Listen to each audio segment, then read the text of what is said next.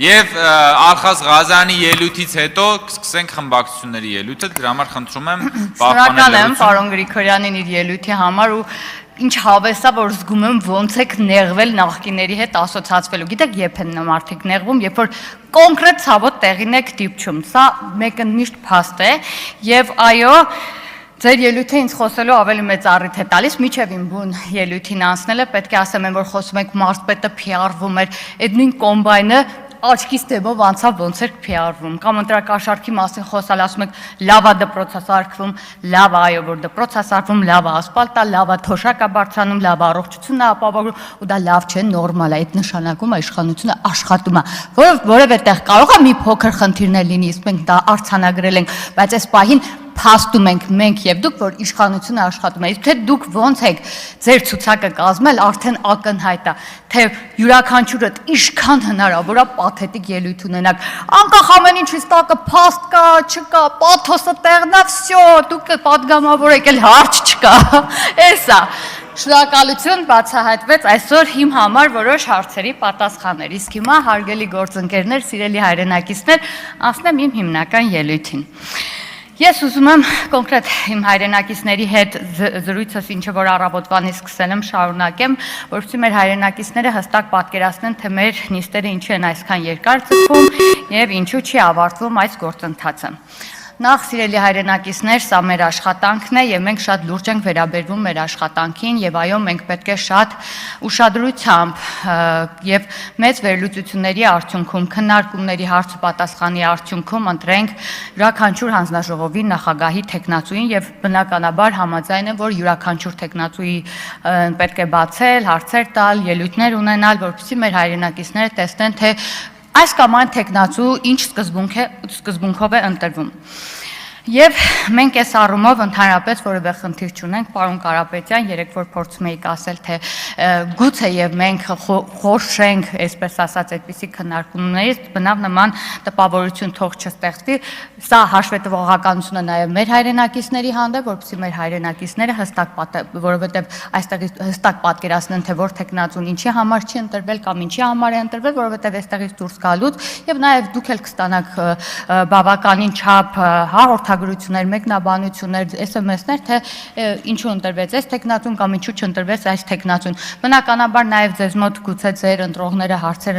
բարձրացնեն, թե օրինակ իշխանական տեխնացուներից մարդիկ, որոնք որ հավուր պատշաճին ներկայացվել են, ինչու օրինակ դուք չեք ընտրել որպես հարկն է, մենք օրինակ մեր չընտրելու դեպքում բացատրությունները տվել ենք, թե օրինակ յուրաքանչյուր տեխնացուի դեպքում ինչով ենք առաջնորդվել, որ չենք ընտրել եւ այստեղ բնականաբար քաղաքական ուղղվածությունը ընդհանրապես կապ չունի եւ դա ապացուցում է այն հանգամանքը, որ Արամ Վարդեվանյանին մենք ուժեղ Հայաստանից ենք ընտրել եւ Լիլիթ Գալստյանին ընտրել ենք Հայաստան դաշինքից։ Տեսեք, տրամաբանությունը կայանում է նրանով, որ ինչքան էլ ունենան քաղաքական հակասություններ, օրինակ Հայաստան դաշինքը մեր հետ 5 տարվա աշխատանքային փորձ ունի եւ հստակ գիտի, թե որոնք են մեր կարմիր գծերը եւ ինչի դեպքում մենք օրինակ չենք ընտրել, բայց իրենք իրենց մեջից ընտրեցին այնպիսի տեխնացու ներկայացնեն, որ անկախ են խորը քաղաքական հակադրություններին, որ մենք ունենք Հայաստան դաշինքի հետ, մենք այնուամենայնիվ մեր ձայնը տվեցինք Լիլիթ Գալստյանին, նույնը նաև ձեր տեխնացուին Արամ Վարդեվանյանին էր վերաբերվում։ Այնպես որ այս ելույթից սկզբում էլ Ես ասեմ, ինչպես որ նշեցի, արդեն տեսագրությունով հարցում եմ արել մեր հայրենակիցների շրջանում, օրինակ, թե ինչպես մեր հայրենակիցները կվերաբերվեն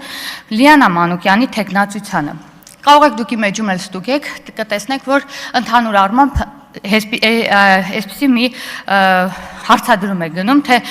բոլորը հստակ ասում են, որ ընտրակաշարքով ընտրվածներին չպետք է ընտրել ցանկացած հանձնաժողովի նախագահ։ Դա կարող եք ստուգել իմեջում, ես ոչ մի մեկնաբանություն չեմ հեռացրել, կարող եք տեսել։ Սա բնականաբար ժողովրդի կարծիքն է։ Սիրելի հայրենակիցներ, ես ամբողջությամբ կիսում եմ ձեր կարծիքը, բայց նաև ձեզ պետք է տեղեկացնեմ, որ Ստոնթի Բանաձևի այդ հանձնաժողովների նախագահությունը պատկանում է ընդդիմությանը, թվով 4 հանձնաժողով։ Իրականում այստեղ մի զավեշտալի փաստ կա, որի մասին եւս մեր հայրենակիցները նշում են, զավեշտը կայանում է նրանով, որ Ռոբերտ Քոչարյանի գլխավորած խմբակցությունը Հայաստան դաշինքը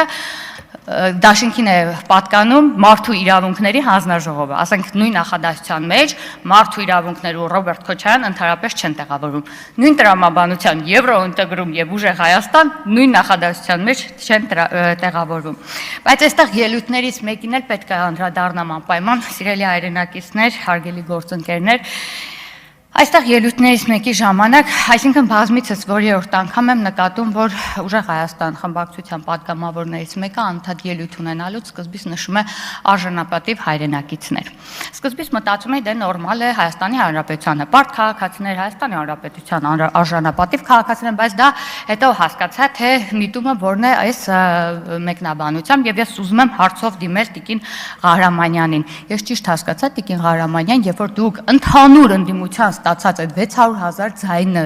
տված ընդհանուր ընդդիմությանը կապ չունի Արամ Սարգսյանի կուսակցության են տվել, Հայաստան դաշինքին են տվել, ԲՀԿ-ին, բոլորը վերագրելով ձեզ, այդ անձանց անվանում եք արժանապատիվ, իսկ 730,000 Հայաստանի Հանրապետության քաղաքացին, որ ընտրել է քաղաքացիական պայմանագիր կուսակցության, անարժանապատիվ։ Այստեղ է մեր եւ ձեր տարբերությունը, որ 2018 թվականից